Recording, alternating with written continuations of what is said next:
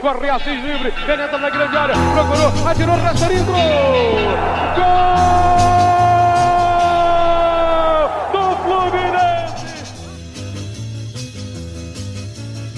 Bom dia, boa tarde, boa noite, torcida tricolor. Eu me chamo Hugo Carvalho e estou aqui diretamente dos estúdios online Carlos Castilho, neste domingão, dia 7 de março, e como sempre estou na companhia dos meus grandes amigos, a começar por ele, Hugo Otati, o nosso advogado. Boa noite, Xará. Boa noite, Hugo. Salve, salve, torcida tricolor. Dá o nosso cumprimento aí aos nossos ouvintes, aos meus camaradas de bancada. Que satisfação em iniciar esse programa aí com uma vaga na fase de grupos da Libertadores. Diria que a saudade apertou e estamos de volta. Também aqui com a gente, Doutor Bernardes. Boa noite, Bernardes. Boa noite, Hugo. Boa noite, camaradas de bancada.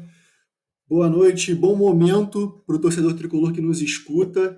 Queria mandar aquele salve, aquele grande abraço também para o torcedor palmeirense nessa noite de domingo. É uma coisa que não vai acontecer com tanta frequência por aqui, mas acho que hoje vale, né? Vale a homenagem, porque graças ao Palmeiras estamos na fase de grupos da Libertadores. E vamos para cima. E fechando a nossa escalação, Rodrigo Menescal, o melhor piloto do Rio. Boa noite, Menescal. Boa noite, Hugo. Boa noite, meus amigos deste queridíssimo podcast. Hoje eu quero começar esse programa agradecendo e parabenizando as meninas do Sub-18 por levarem o Fluminense à final do Brasileirão. Viva Xerém! E nós estamos gravando aqui hoje, logo após a confirmação da nossa classificação para a fase de grupo da Libertadores. E aí eu já vou emendar a pergunta, começar o programa com isso. Xará, tá animado com essa classificação? Pô, sem dúvida nenhuma. Eu acho que foi importantíssimo a gente conseguir essa classificação direto para a fase de grupos. A gente ia pegar uma pedreira já nessa semana agora, né?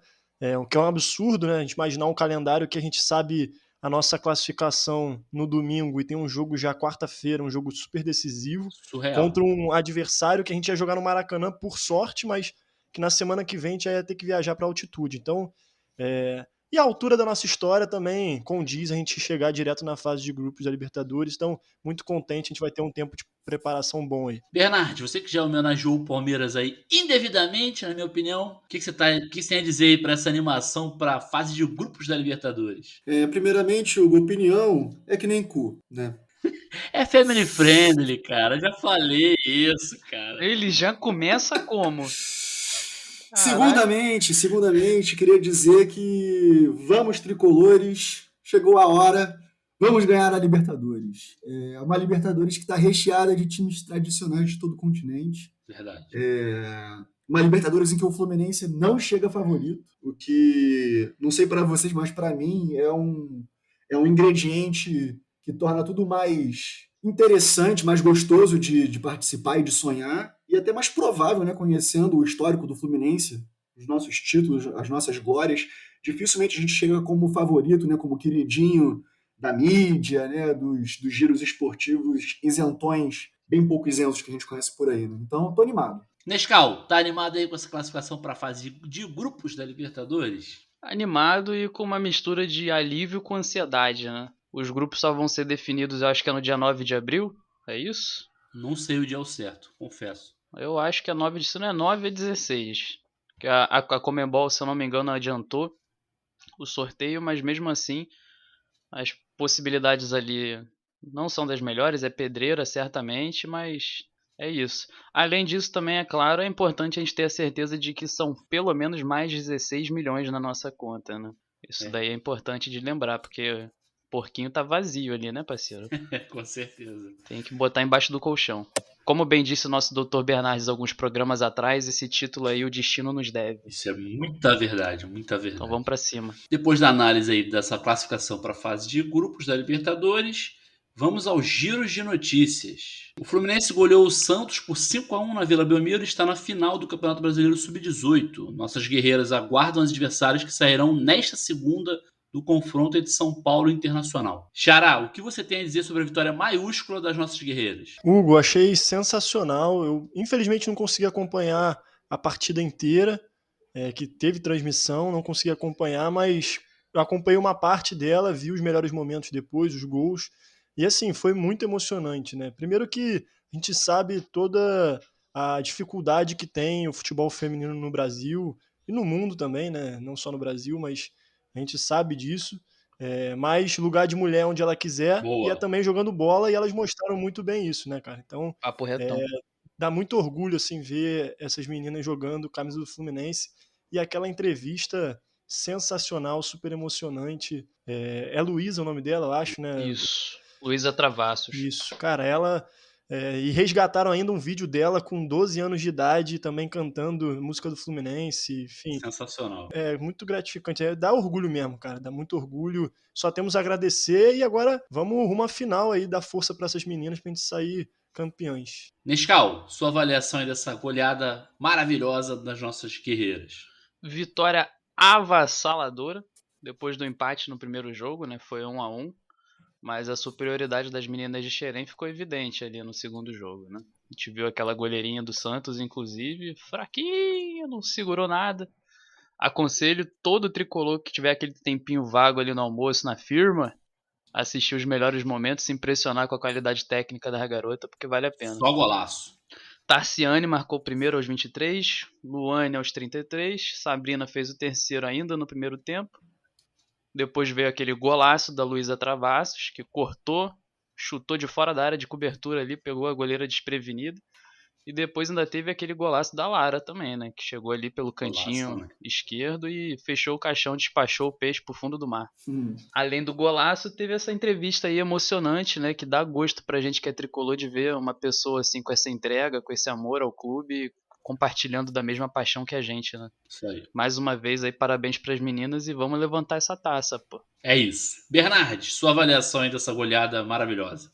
Cara, eu achei um jogaço também, não assisti tudo, mas teve tanta repercussão, né, que eu acho que qualquer tricolor que esteja vivo e presente nas redes sociais ficou sabendo desse jogo, viu a entrevista da Luísa e viu os gols também, né? Eu não vou chover mais no molhado, não. Acho que o Hugo e o Nescau cobriram bem assim o que foi, a dimensão que foi essa vitória sobre o Santos na semifinal. O Santos é um time que é conhecido por ter um futebol feminino forte, né, por ser forte nesse cenário feminino. E eu acho que, assim, do confronto entre São Paulo e Inter, resta pouca dúvida de que será o São Paulo que vai fazer essa final com a gente, porque o São Paulo desde o início dessa competição, né, o time a ser batido, é o time que derrotou a gente em jogos apertados na primeira e na segunda fase. Então, acho que essa goleada aí vem para dar uma moral para a gente enfrentar essa que tem sido a pedra no nosso sapato, né? Espero que as meninas tenham recebido bastante o carinho da torcida que rolou aí nas redes sociais esse final de semana, para absorverem isso e partirem para cima do São Paulo, daquele jeito que só o Fluminense sabe. São Paulo, quando vê as três cores do Rio, treme. Isso aí. Fala aí, Nescau, você queria comentar alguma coisa aí? Não, só para complementar aí a resposta do Bernardes, o São Paulo ganhou o primeiro jogo lá contra o Inter por 3-1 e amanhã decide, se eu não me engano, às 4 da tarde. Só para... Boa. Até porque o único tricolor somos nós, né? Verdade.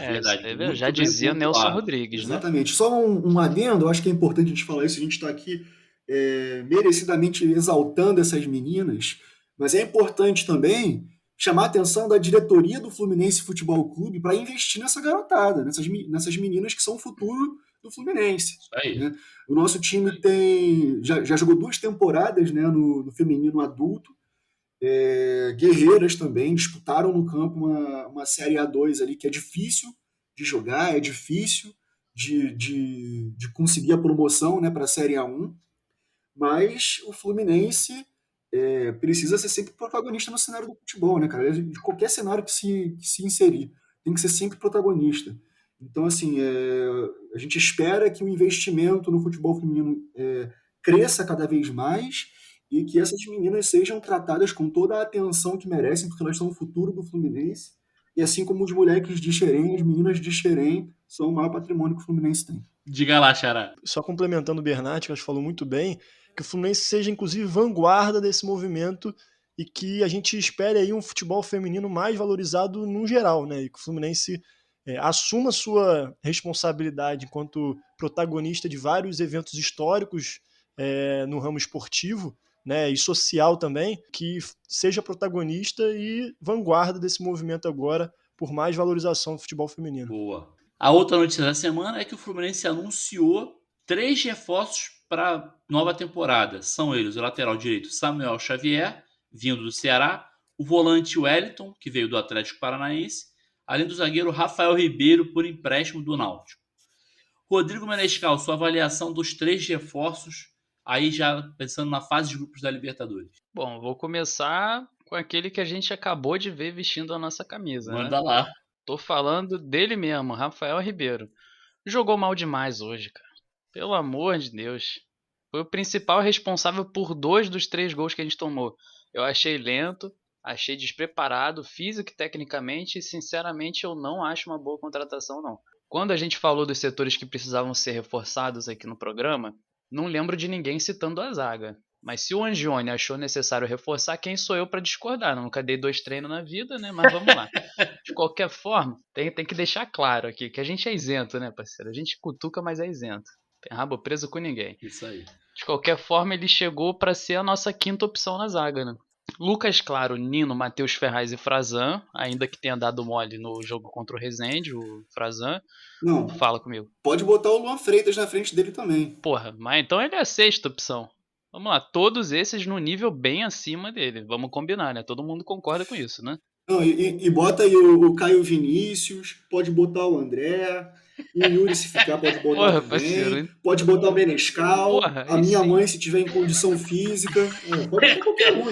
Aí descaralhou. Esse é o Bernardo, esse é o nosso Esse é o doutor, nosso né? doutor, exatamente.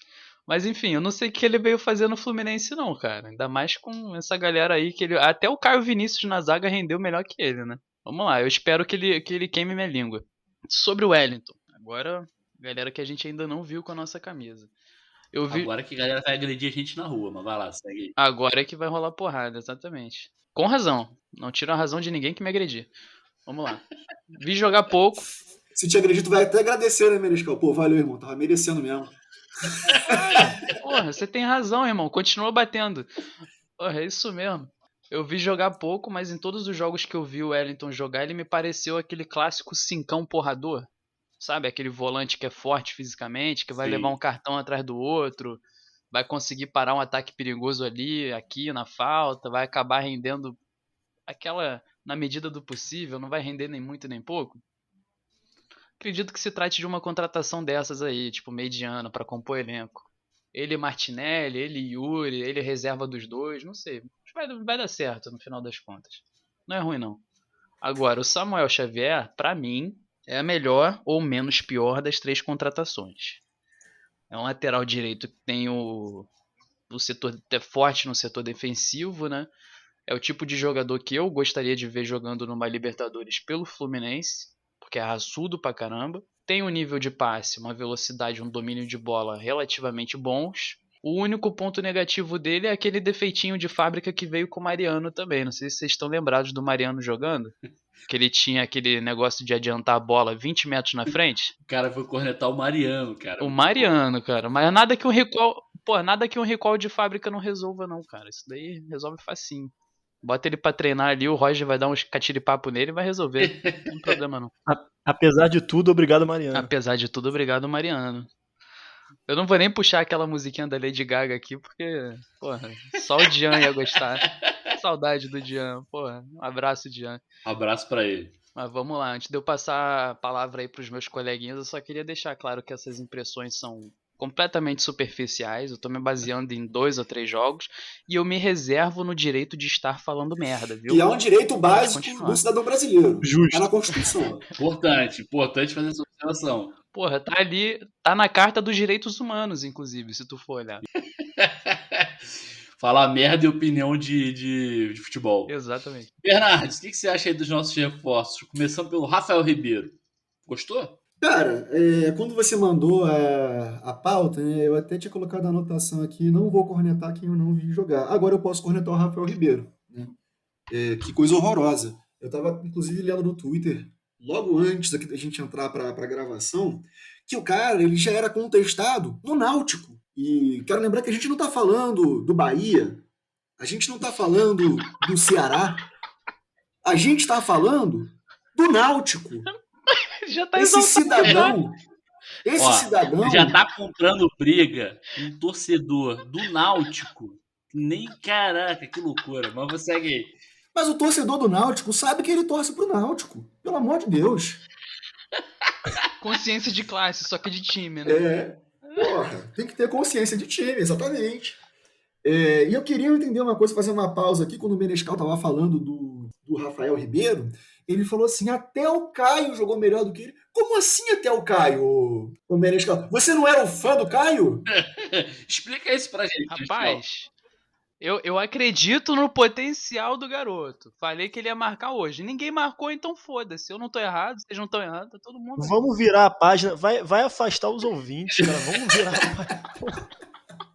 Bom, então vou ponto final. Acho que o Rafael Ribeiro já. Caio Ribeiro aí. É o Vinícius, Caio cara. Vinícius é puxado. Caio Ribeiro, grande abraço pro Caio Ribeiro Não, também. não manda um grande abraço pro Caio Ribeiro, não. Não, Rafael Ribeiro tá cornetado já. Vira a página. O Wellington não vi jogar no Fluminense.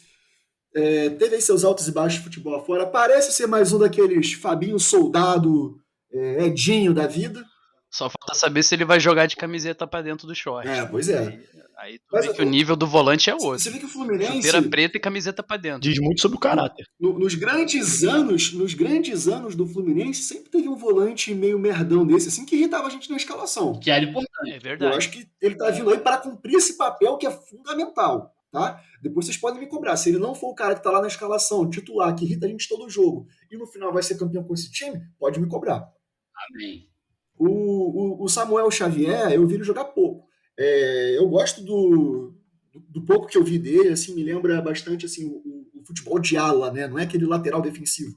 É um futebol parecido com o do Gilberto, com o do próprio Calegari, o futebol que o Wellington Silva, lateral direito, tentava jogar, né? Que era aquele cara que tentava fazer uma coisa na frente e não fazia nada atrás, e errava tudo.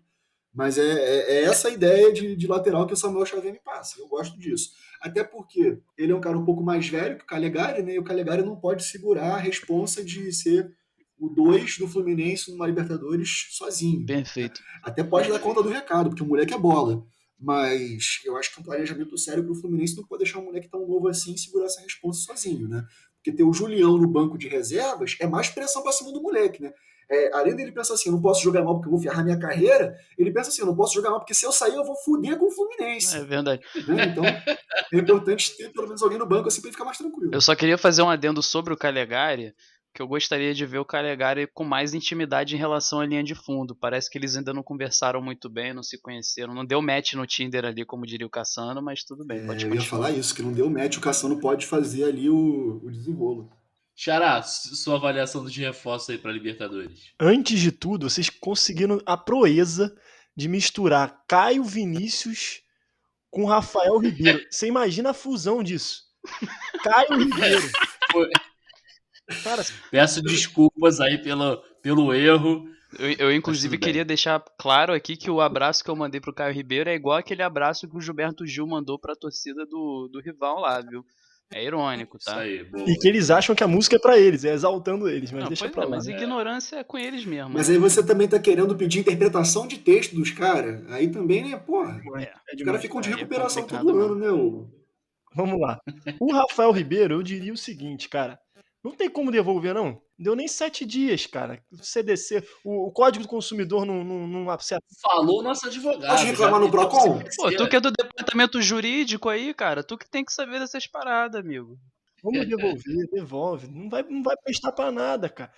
Assim, eu até antes do programa eu pensei, cara, não vou cornetar ele não. Foi um jogo só. Porra, não dá pra não corretar. É difícil, cara, é difícil. Você vê os lances, é difícil, cara. Mas vamos lá, né? Agora que ele veio, vai ser aí a sexta opção, a quinta opção. Concordo com o Menescal. Acho que, a princípio, a gente avaliava que não precisava de reforços na zaga. Mas a avaliação do Angione, a avaliação da comissão técnica foi de trazer reforço, né? Então, vamos simplesmente torcer para que ele apresente algo melhor do que ele apresentou. Samuel Xavier, eu me sinto contemplado aí com o Nescau e com o Bernardes. Também vi pouco, mas o que eu vi me agradou. Acho que é um jogador aí que tem... E o Fluminense precisava desse reforço. Como o Bernardes ressaltou, o Fluminense precisava desse reforço na lateral direita porque nosso reserva é o Julião. E o Julião, com todo respeito ao Julião, né? É bom no Twitter. O Julião é bom no Twitter. Queria estar sentado no bar conversando sobre Marx, né? E, enfim, outros assuntos. Mas jogando bola realmente é meio triste. Então, acho que foi importante a vinda do Samuel Xavier. E quanto ao Wellington, assim, eu acho que só queria deixar claro uma coisa, que eu acho que as pessoas acabaram perdendo um pouco o tom da crítica. Falaram muito no Twitter sobre o Fluminense trazer um cara que é velho. Mas assim, o Hudson é mais velho que o Wellington. E o Fluminense trouxe o Wellington não com a perspectiva do Wellington ser titular da equipe. Acho que muito pelo contrário, assim. É para composição do elenco, sabe? E vale lembrar, assim, o Wellington, eu vi os números dele, alguns vídeos que abordavam os números dele. Não são números fantásticos, de fato. Mas tem que lembrar que o cara veio de graça, ou seja, as críticas que falam de custo são infundadas, porque o cara veio de graça. Segundo, o cara não é.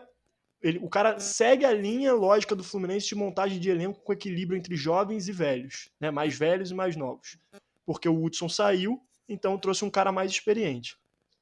E ele, vale lembrar, no Atlético Paranaense, ele teve uma importância tática muito marcante naquele esquema do Thiago Nunes. Então, assim, realmente acho que... Eu vi alguns jogos do Wellington e, assim, de todo, claro que ele teve passagens muito ruins pelo Vasco, enfim. Mas, assim, eu acho que pode ser um cara ser útil, assim, no nosso elenco, sabe? Em termos de composição. Com certeza essa minha opinião vai ser polêmica. Já tem aí meia dúzia querendo me agredir, mas a gente está aqui para isso, né? Fala aí, Bernardes. Não, só para pontuar uma coisa que o Hugo falou sobre a preocupação com o custo do Wellington, é muito bom que ele venha de graça, né? Mas falta ainda a gente ter uma noção de quanto que o Wellington vai ganhar, né? Porque para um jogador que vai compor elenco, não pode ser um salário de titular, né? Assim, Verdade. eu acho que a crítica realmente ela é precoce, porque a gente não tem essa informação, né? Mas eu acho que a preocupação é justa. Porque o Wellington não me parece ser o tipo de jogador que vai ganhar pouca coisa, né? Pelo histórico que ele tem aí nos clubes Brasil afora. Ele é um cara que já, apesar de não ser assim, um grande jogador, já tem uma carreira consolidada em grandes clubes e tal. Não é um cara que vai vir ganhar pouca coisa. Não é uma aposta. Sim. Né? Verdade. Depois da análise dos nossos cornetas sobre os reforços do Fluminense para a temporada, vamos agora ao tema principal desse programa, onde os nossos amigos irão avaliar o projeto Sub-23 do Fluminense. Doutor Bernardes, sua análise do projeto do Fluminense. Fala comigo, Hugo. Então, esse é um tema polêmico, né, cara? Tem muita gente no Twitter que chama de Sub-23 do Angione, né, ironicamente. E eu sei que a nossa torcida, a maior parte dela, pelo menos, a contragosto do nosso amigo, que é a voz da experiência, não morre de amores, assim, né, pelo nosso gerente de futebol, Paulo Angione. Você foi bem sutil, né? Fui sutil dessa vez. Sutil como um elefante cor-de-rosa, né? Vamos lá. Poxa vida. Tô me esforçando, prometo. Mas, assim, a minha opinião sobre o Sub-23, eu acho que, não sei se converge com a de quem critica o Angione, nem com a de quem o defende. Porque eu vejo alguns pontos prós e contras bem claros. Tá? Eu vou até citar eles aqui. Então, assim, lógico que se a gente parar para avaliar qualquer coisa a fundo, de forma complexa, a gente vai achar coisas boas e coisas ruins. Eu acho que tanto a decisão, nesse momento, assim, para configurar a minha posição em relação ao Sub-23, tanto manter essa estratégia quanto voltar à estratégia de emprestar são opções válidas. Tá? Eu não condeno o projeto Sub-23. Também não condenaria se a decisão fosse acabar com essa estratégia e voltar ao planejamento de antes. Por quê? Porque a gente tem, na minha opinião, né, claramente contrário à ideia do Sub-23. Tem gente que critica muito a questão financeira, né, do Sub-23. Os gastos que a gente tem com salários dos jogadores. O Fluminense, beleza, traz contratações que vêm gratuitamente, mas que são jogadores que vão receber salário, né, que entram para a folha. O Angione e o Mário contra-argumentam dizendo que isso não é pesado para a nossa folha, que isso é uma porcentagem mínima, que o Fluminense já pagaria a maior parte desses salários nos empréstimos. Eu acho que essa questão financeira é o ponto menos claro, assim, é o ponto mais ofuscado assim, dessa discussão. É discutível. Não tá, assim, falta uma auditoria, sabe, do Fluminense, falta a transparência que eles prometem para a gente ter uma ideia, né, se realmente esse projeto tem impacto significativo nas finanças do futebol ou não. Então fica essa cornetada para a diretoria. Agora, sobre as contratações especificamente, tem algumas que são bem esquisitas, né? Que aí eles metem aquele papo do scout, papapá, mas cá entre nós, algumas são bem difíceis de justificar. Quando a gente vê o esquema em que essas contratações vêm, por exemplo, Rafael Ribeiro e aquele amiguinho dele, que veio do Náutico também por empréstimo, que veio para o Sub-23, entre tantas outras figuras que vieram, a gente nunca ouviu falar, e quando viu em campo, assim, fica aquela grande interrogação no ar, todo mundo com aquela cara de taxa de o que está acontecendo, por que essa pessoa está jogando no Fluminense, fica com muita cara de festinha de empresário. Né? Não tenho provas, nem convicção, mas é a impressão que fica. Não tem PowerPoint também, não? Pô, não tem PowerPoint, mas se tivesse PowerPoint, algo me diz que as setinhas iam apontar assim, Angione. Deixa eu falar um pouco dos pontos pró, tá? Eu prometo que não vou me alongar tanto pra galera poder falar. Palestrinha. O que eu mais... Nosso doutor palestra. Vou falar só do ponto que eu acho mais interessante, tá?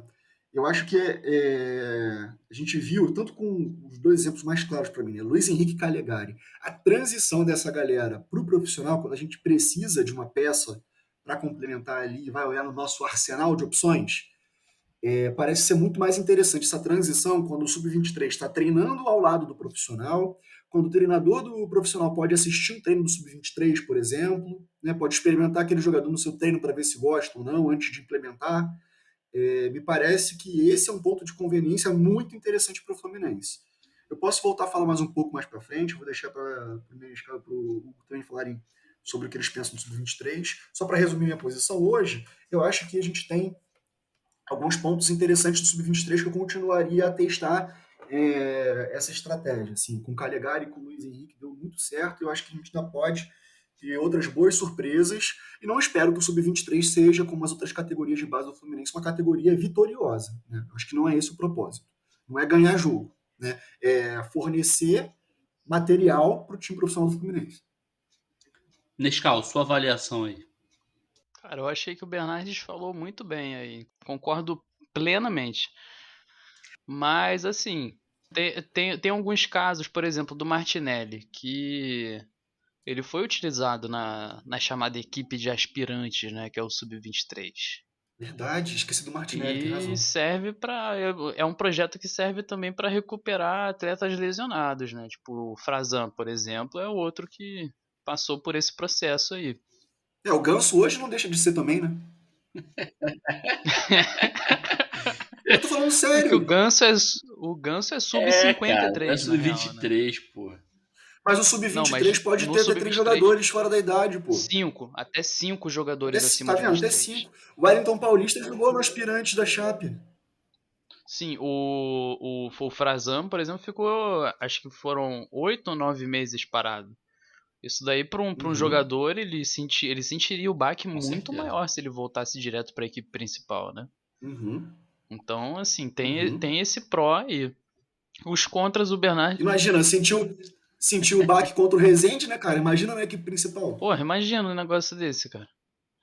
Mas sim, aí as últimas contratações que a gente escutou falar aí, que você falou que são no mínimo estranhas, porque parece uma festa de empresário e tal, foi o Iris. É o Iris?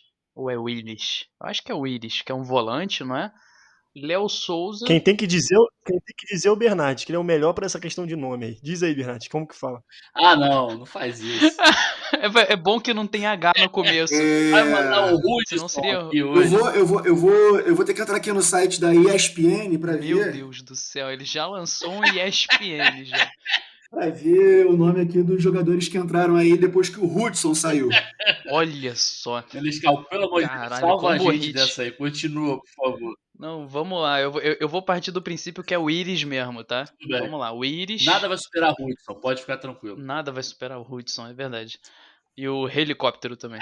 Mas Léo Souza e o outro é Gustavo alguma coisa, que foram os últimos contratados, se eu não me engano, foram contratados em fevereiro. Enfim, eu tô aqui na base do achismo mesmo, não sei muito, mas vou falar. Essa galera aí que tá jogando o Carioca, boa parte é do time de aspirantes, né? Então eu acho que é isso aí, cara. Deixa a galera tomar porrada mesmo. Deixa saber o que é ser garfado contra um Resende da vida. Deixa eles aprenderem. Deixa eles sentirem o ritmo e o nível do futebol profissional, porque é muito diferente do que você está acostumado nas categorias de base de fato. E é isso, cara. Quem pode. Deixa eles se acostumarem com a maravilhosa arbitragem da FERJ. Exatamente. Exatamente. Inclusive, eu gostaria de acompanhar as notícias sobre o técnico do nosso jogo, do árbitro do nosso jogo contra o Resende. Eu gostaria de saber realmente se ele tá gostando lá do curso de reciclagem daqui a alguns dias, porque, enfim, isso daí é um off-topic. O cara faz merda e ganha férias, nunca vi isso. É verdade. Parece aquele deputado lá da Lesp. A gente está cornetando tudo e todos em todas as esferas. Tudo e todos. Xará, o que você tem a dizer sobre o projeto Sub-23? Então, Hugo, Menescal e o Bernard já me contemplaram em grande parte aí do que eles falaram. Eu só queria fazer aí digamos, uma preliminar, que eu acho que o que me incomoda em muitos dos debates que têm sido feitos aí nas redes sociais é que a torcida tem trabalhado muito na lógica do 8 ou 80. Uhum. Então, tipo, ou o bagulho é muito perfeito e não tem defeito nenhum e é isso, é maravilhoso, ou é uma merda e só serve para cabide para empresário e não presta e tem que acabar.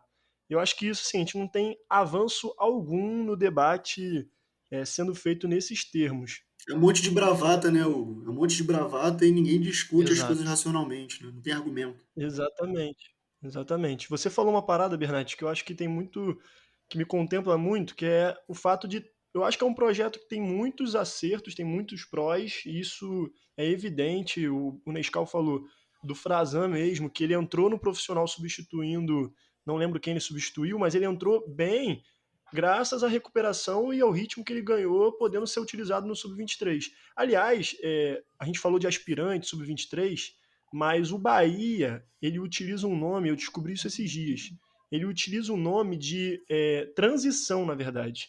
Ele não fala time de aspirantes, elenco de aspirantes, nem sub-23, ele fala que é elenco de transição. E eu acho que é uma nomenclatura bem, bem interessante da gente pensar assim. É bem mais apropriada, né? Porque Sim. praticamente é isso que acontece. Exatamente.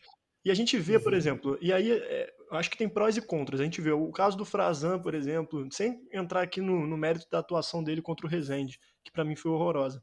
Mas ele entrou no profissional substituindo, e eu acho que isso é importante, que é um cara que tá para compor o elenco. E um zagueiro que entra em jogo com um mínimo de ritmo é importante pra gente, Sim. que vai jogar aí várias competições. Então, assim, o cara entrar com ritmo é importante, o Frazan foi um exemplo. Martinelli, eu acho que o John Kennedy chegou a jogar também na equipe vou chamar de transição. São também bons exemplos de que não adianta a gente pensar também só assim. Claro que era a nossa realidade anterior e a gente acaba naturalizando muito isso.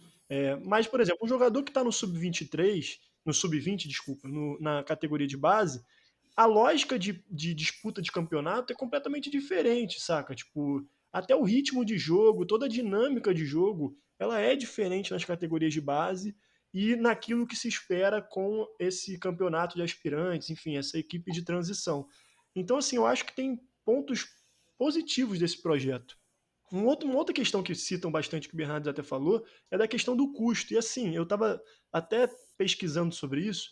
A gente tinha uma média de 19, 20 jogadores antes do projeto ser iniciado que eram emprestados pelo Fluminense. Então eram jogadores que passavam dos 20 anos, que não interessavam tanto ao clube naquele momento, porque depois dos 20 anos teria que integrar o profissional, porque não tinha esse meio termo, não tinha essa transição. Então, ou era sub-20 ou era equipe profissional. Então, o Fluminense, naqueles jogadores que não tinham espaço, e às vezes não tinham espaço porque não tiveram tantas oportunidades, às vezes não desenvolveu determinados fundamentos, enfim. Sim. E isso não quer dizer que não possam vir a desenvolver, né? Eles eram emprestados, então, tipo, 19, 20 jogadores custeados pelo Fluminense. Então, você imagina, o Fluminense sustentava o salário de 19, 20 jogadores que não eram aproveitados e eles jogavam por outros clubes, servindo como uma certa tipo de vitrine. O que o projeto sustenta é que é possível manter esses jogadores em casa né, com a mesma lógica de vitrine, porque eles vão ser aproveitados, mantendo o desenvolvimento. Algum jogador pode vir a performar e ser aproveitado depois no profissional, e aquilo também pode ser aproveitado para vender, enfim, comercializar jogador. É óbvio. Deixa eu só comentar, Chara, desculpa te cortar. Nessa lógica que você falou, porque assim, na minha opinião, né, em relação a emprestar o jogador ou manter o jogador no sub-23, tem uma vantagem em manter no sub-23. Se você empresta um jogador, ele vai por um prazo definido, né? Então você não dá para você trazer ele no dia seguinte. O cara jogando no sub-23, você consegue ele no dia seguinte integrar ele ao profissional e pronto. Exatamente. Não, exatamente. Você até pode ter a opção de chamar de volta, né? Mas não é tão simples quanto ter o cara treinando ao lado do profissional Nem a tão qualquer rápido. momento. Nem tão rápido. Sim, isso daí tem que estar previsto no contrato do empréstimo, né? Porque não é tipo, Tem alguns empréstimos que não tem essa opção, né? sim. Não, e agora parece que com o término quer dizer, o avançar das construções lá, da estrutura no CT, parece que o Sub-23 agora vai treinar junto, no mesmo horário que o profissional. Então, isso mostra também que há ali uma possibilidade do própria comissão técnica do elenco profissional também observar ali os jogadores desse time de transição. Então, assim, tem prós, isso é inegável. Acho que quem critica dizendo como se fosse um projeto completamente descartável, acho um equívoco, assim, acho que tem prós. Mas é óbvio que essa preocupação, e é uma preocupação legítima também, desse jogo de interesses, né? Mas aí eu queria trazer essa reflexão para os ouvintes, assim. Hoje em dia, no futebol, é possível um clube como o Fluminense, cheio de dívida, com problemas financeiros, enfim, simplesmente não manter relação com empresários que dominam o mercado da bola? Sim, a gente consegue se impor nessas relações completamente, integralmente? Ou às vezes é necessário um certo jogo de cintura? Não estou dizendo que eu concordo com esse jogo de cintura. Estou dizendo que às vezes a gente está numa estrutura de futebol que nos impõe isso, entendeu? Enquanto um clube que não consegue ser soberano na sua integralidade. Então, óbvio que toda iniciativa que visar subverter essa lógica, eu vou apoiar. Mas hoje isso é uma realidade. Então, eu acho que a gente precisa também ter a crítica dentro da nossa realidade concreta e não simplesmente trabalhar no plano ideal como se não existisse esse jogo de relações com empresários que dominam, infelizmente, o mercado da bola agenciando esses jogadores, entendeu? Então, assim, a falta de transparência, sobretudo, eu acho que seria a minha maior crítica a esse projeto. Enfim, eu acho que essa seria a maior crítica, mas a gente precisa ter pé no chão e saber dosar os prós e contras para a gente poder avançar no debate, não simplesmente ficar, como o Bernardes falou, uma disputa que não vai levar a lugar Diga nenhum. lá, Nescau. Eu só queria, assim como o querido Otati botou esse ponto aí de tipo, é possível o Fluminense viver num mundo em que não exista esse tipo de relação com o empresário. Eu queria botar aqui, é vantajoso para o Fluminense viver em um mundo em que exista uma relação com o empresário como a gente fica sabendo mais ou menos que existe? Assim, essa farra, essa...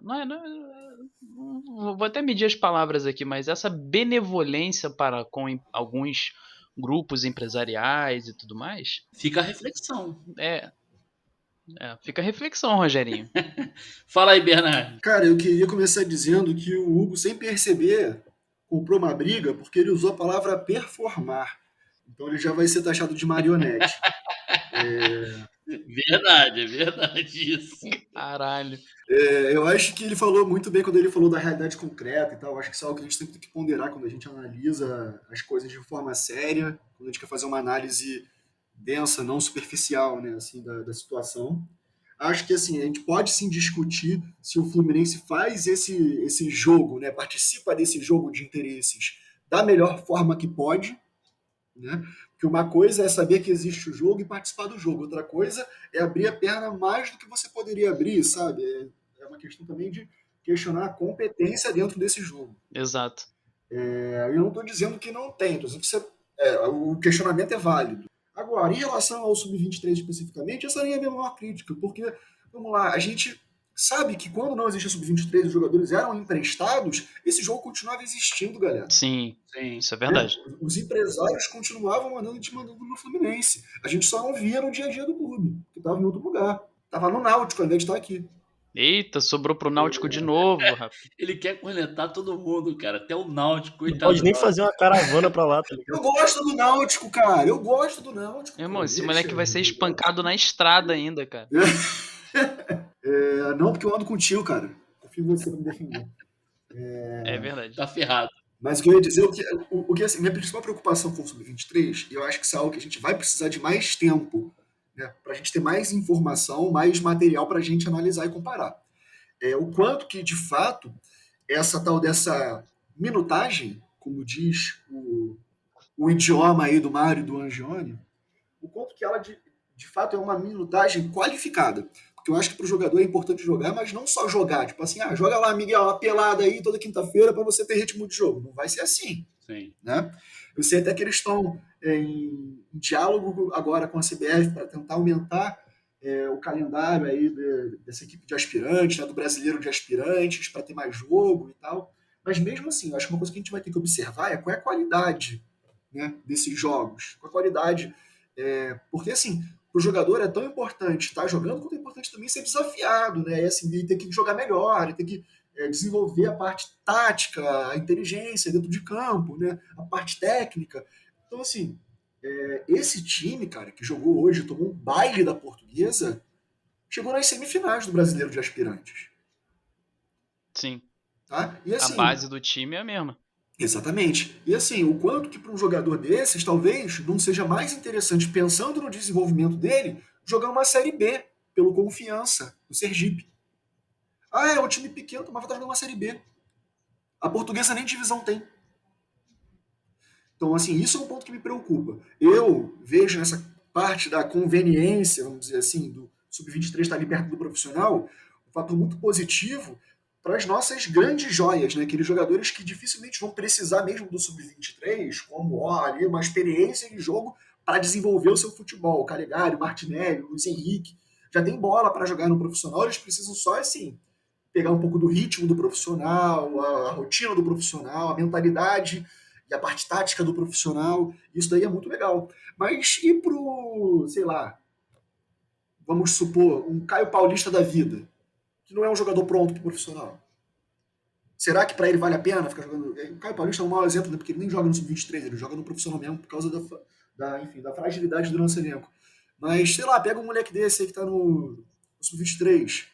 Pega um O Raí, Freitas. Daniel. O Raí não, porque o Raí nem era da nossa base, né, cara? Ele é uma dessas baranas que vieram contra. Desculpa, eu prometi que não ia falar mal de moleque, não vou falar mal de moleque, só do Rafael Ribeiro.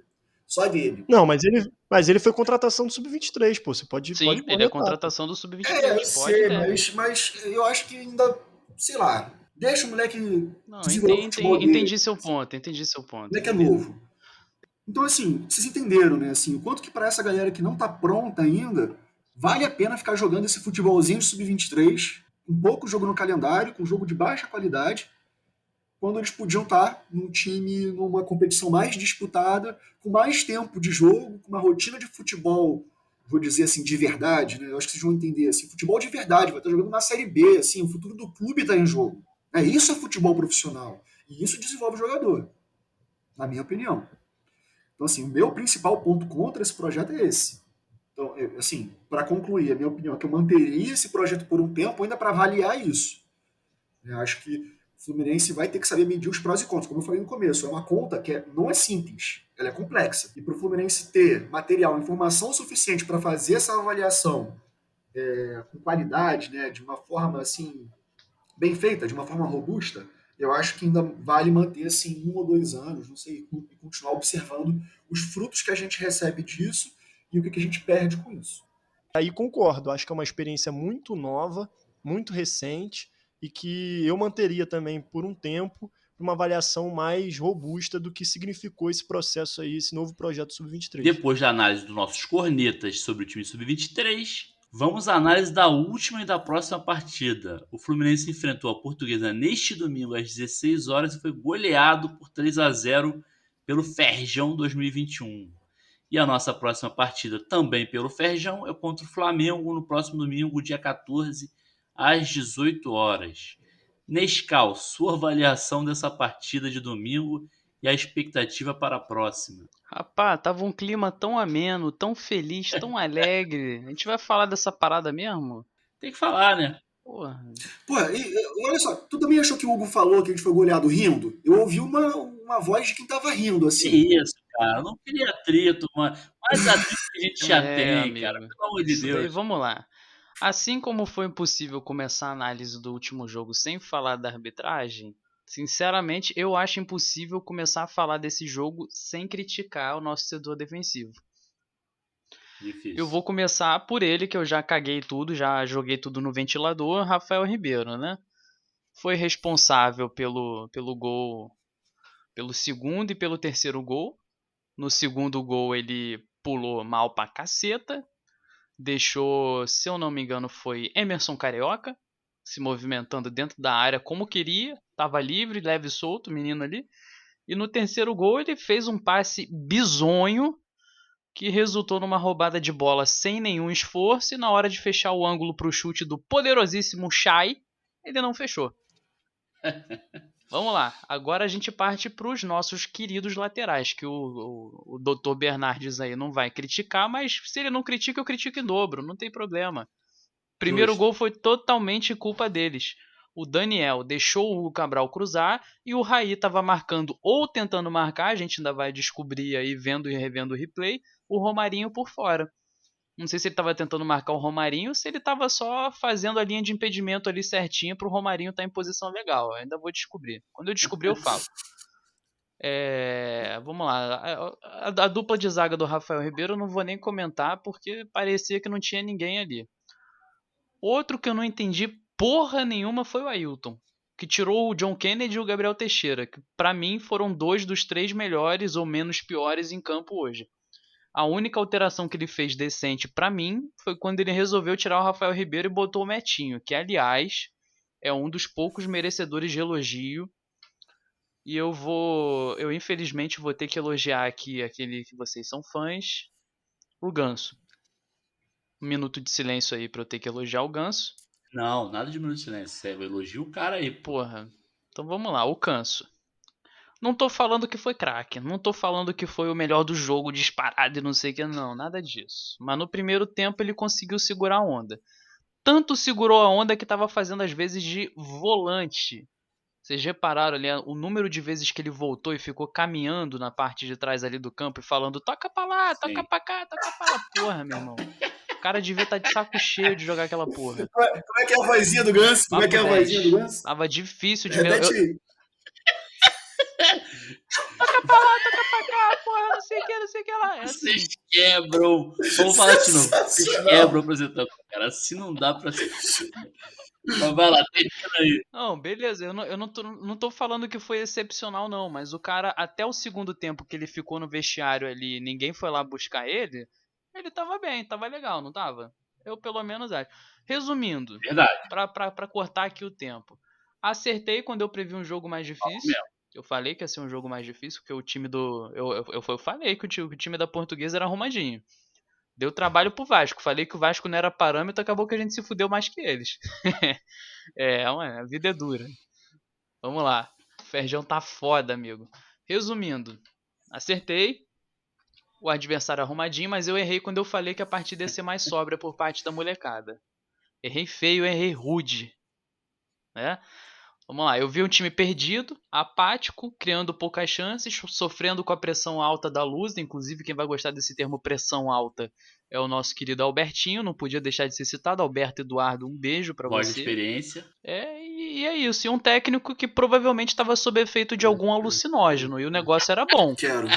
Eu quero o contato desse negócio aí, Ailton. Passa pra mim. Como resultado, a gente tomou um sacode do time de coração do Otati. E bola pra frente que o próximo jogo é o Fla-Flu e eu tô com medo pra caceta de tomar uma goleada do Flamengo. Mas tudo bem. Eu não podia nem ter falado o nome dos caras. Ó, eu falei porque eu tô nervoso. Errou, mas tudo bem. Tô bolado. Mas tudo bem. O próximo jogo é contra o Império do Mal, como a galera do canal Fluminense falava. Pode seguir, Xará. Xará que não é meu Xará, mas é o Xará da galera aí. Isso aí. Como já foi citado, Xará, tenta se defender aí, que eu também foi a mesma coisa que eu pensei. Que absurdo, eu tô me sentindo aqui ofendido. Não é o meu clube coração, mas eu tenho respeito à Portuguesa clube do bairro, né? Aquele sentimento de clube do bairro. Vergonhosa a atuação do time. A gente esperava e a gente realmente zoou o Vasco, dizendo que ganhar do Vasco não seria. E a Portuguesa veio e, enfim, Chapuletou. fez o que fez. Então, exatamente. O Fluminense ele tem peças, o que deu pra ver, assim, tentando ser bem sucinto. O Fluminense tem peças muito boas, principalmente do meio pra frente. Tá? Então, a gente pode citar aí John Kennedy, Gabriel Teixeira, o André, o Samuel Granada também, eu acho ele bola. Então, a gente tem peças importantes aí, boas peças do meio pra frente. Realmente, o setor defensivo foi o setor que mais falhou, deixou a desejar. Os laterais muito, muito mal no jogo. O Raí, não sei nem por que contrataram esse menino, coitado, para o Sub-23. A gente acabou de falar sobre o Sub-23, esse é um bom exemplo de contratações terríveis, né? Esse Raí, assim, pelo amor de Deus, muito ruinzinho, coitado. Não merecia vestir essa camisa, não. E a zaga, Rafael Ribeiro, a gente já comentou, o Igor também não foi bem, e Caio Vinícius, cara, se Caio Vinícius é jogador, eu sou Essa astronauta. é clássica. Segue o Porra, baile. esse é um dos melhores cartazes da torcida do Fluminense. Quem não entendeu a referência, procure aí Eduardo Ratinho, astronauta no Google. Só procura isso, Eduardo Ratinho, astronauta no Google. Só isso. Inclusive, o futebol brasileiro incorporou essa pérola da torcida do Fluminense. Verdade. Qualquer pessoa que conheça de cultura de futebol no Brasil vai saber dessa frase e provavelmente não sabe a origem dela, né? Que é a nossa querida e brilhante torcida. Isso aí. Bernardo, já emenda aí sua avaliação dessa partida e a expectativa para a próxima. Então, cara, a partida de hoje achei que o Palmeiras jogou bem pra caramba, meteu 2x0, Boa! Foi a partida mais importante. Foda-se, vamos falar do que é bom, porra. E agora a gente pode falar assim, obrigado porco, agora vai se Que fuder. isso, cara. É family friendly, fala aí. agora que acabe, que o Palmeiras acabe. Podemos voltar a comer bacon, só quem Aí não. Só quem pode comer bacon, né? Só quem não é vegano. Só quem quiser, só quem gosta. Agora, sobre o jogo do Fluminense, eu prometi que não ia escolher a garotada, mas acho que eu posso fazer algumas perguntas, né? Então, a primeira pergunta é, por que o Marcos Pedro não joga no lugar do Raí? Outra pergunta é, por que o Metinho não é titular desse time? Por que o Ailton, ao invés de tirar o JK, não tirou o Samuel e botou o JK lá na frente? Algumas perguntas que ficam aí pra galera. Perguntas pertinentes. Pertinente é pouco. Acho que é urgente responder esse tipo de pergunta. O que tá acontecendo com o Ailton? Ele tá usando drogas pesadas, com certeza. Eu conheço isso, gente. Quero. Queremos. Se fosse em vídeo, a gente botava o meme do Jorge. Próximo jogo, minhas expectativas pro próximo jogo, cara. Eu espero que o Roger esteja na beira do campo, que o Fred e o Nenê estejam jogando, que o nosso time principal esteja em campo, porque Fla-Flu pra mim é final de campeonato. E se entrar com esse time aí, a gente vai passar vergonha. É isso. Certamente a gente vai tomar um sacode se entrar com essa garotada aí. Depois das análises nada otimistas para a próxima partida dos nossos cornetas, e eu entendo perfeitamente, vamos nos aproximando do final do programa. E antes de passar para os recados finais dos nossos amigos, vamos àquele recadinho de sempre. Segue a gente lá nas redes sociais, facebook.com/eproibidoremar e no Twitter, @eproibidoremar, em ambos sem acento. Além disso, curte a gente lá no Spotify e no YouTube. E nesse último, não esquece de ativar a sinetinha para receber notificação quando tiver programa novo no ar. Além disso, eu gostaria de fazer aqui uma indicação para os nossos ouvintes. Vamos ao primeiro jabá aqui do nosso programa. Jabá oficial. Aê! Salame! Jabá oficial. O Sabor do Queijo. Eles têm todos os tipos de frios e processados de mais alta qualidade, além de cervejas artesanais e muitas outras coisas. Agora estão até com um cardápio de comida alemã, cara. Olha que beleza. Será que não cabe uma vinhetinha, não? Tipo um sabor do queijo. Já tá pronta. É só cortar agora a cantoriazinha do Menescal e inserir. Tem que ser essa, acabou. Podia botar o mas Ganso. eu acho que você já percebeu que foi o Ganso cantando, cara. Deixa eu terminar o jabá aqui, pô. Pede o cardápio lá através do WhatsApp 21 DDD 998932322. Faz o seu pedido e segue eles lá nas redes sociais também. O Sabor do Queijo. Agora, antes de passar para os recados dos meus amigos, eu vou finalizar também aqui com um abraço, aquela tradicional média, que eu vou me antecipar ao Xará, porque senão ele faz todas as médias do mundo. Então vai um abraço aqui pro meu camarada Felipe Ventura, mais conhecido como Sapo. Uma das pessoas mais espetaculares que eu já conheci nessa vida. Irmão, um abração para você, obrigado pela audiência, tamo junto. Agora sim, os recados finais dos meus amigos. Rodrigo Menescal, nosso piloto, boa noite e até a próxima. Boa noite pra todo mundo aí. Tamo na Libertadores, no grupo, na fase de grupos aí da Libertadores, e eu só queria lembrar que hoje, dia 7 de março de 2021, tá fazendo 9 anos de que a gente deu aquela sacudida no Boca em plena Bombonera. Isso é uma lembrança. E, porra, essa lembrança é maravilhosa. Eu queria mandar um abraço pra todo mundo que tava lá, todo mundo que compartilhou desse momento comigo lá. Porra, todos os amigos. Agradeço muito por terem tornado essa noite mais especial do que já foi. E é isso, espero que todo mundo se recupere depois dessa porrada que a gente levou hoje. Nas palavras de Hugo Tati, também conhecido como Departamento Jurídico, alô América do Sul. É isso aí. E eu invejei essa informação da viagem aí que eu não pude estar lá, né? Mas tudo bem. Doutor Bernardes, até semana que vem. Boa noite. Boa noite, Hugo. Boa noite, meus amigos de bancada. Boa noite, torcida tricolor. Aguardo ansiosamente o dia 9 de abril. Não sei se vou dormir até lá. Sorteio da Libertadores da América. O Fluminense vai estar num grupo aí para disputar um dos maiores títulos da nossa história. Queria mandar um beijo para a mãe do Rafael Ribeiro, porque não deve ser fácil. É isso, boa noite. Que cornetada maravilhosa. Sobrou até pra mãe do maluco, cara. Olha isso. Coitada, É Náutico, é a mãe lá. do Rafael Ribeiro, cara. Onde é que esse moleque vai parar, cara? Me deixa, cara. Que isso? Deixa o moleque brincar, cara. Que isso? Não, a Foda. gente deixa, velho. Xará, seus recados finais, boa noite e até a próxima. Não, queria dizer antes que meu xará me boicotou, porque eu era o cara das médias. E aí ele me botou pro final, assim, pros últimos De abraços. Eu percebi, tá tranquilo, tá de boa. Mas eu queria dizer o seguinte, se vocês escutarem minha gata gritando aqui, sacanagem. Isso não vai tirar na edição, não. O Ganso tá no cio, porra. Mas então, retomando. Ai, cara. Então eu queria deixar o meu abraço aqui. No último programa eu cometi o erro de mandar um abraço para a Fluff, né, a torcida do Fluminense lá da UF, e esqueci de citar meus grandes camaradas aí, Leonardo, Léo, que a gente chama de Léo Hétero, aí não entendo porquê. Léo Hétero, tem o Bruno também e o Ismael. Então eu queria deixar o abraço aí para esses camaradas também, galera que está sempre presente na arquibancada. Muito pé frio, inclusive, mas a gente vai levando, né? Mas é isso. Então, assim, Libertadores, estamos aí. Vamos que vamos. E para não deixar passar, sejam sócios nense.com.br. Galera, todo mundo nessa caminhada, que a gente tem uma guerra que está para começar. E aí. eu, Hugo Carvalho, me despeço por aqui também. Espero que tenham gostado. Nos vemos no próximo programa. Saudações tricolores. Corre Assis livre, penetra na grande área, procurou, atirou, Rasterinho, gol! Gol!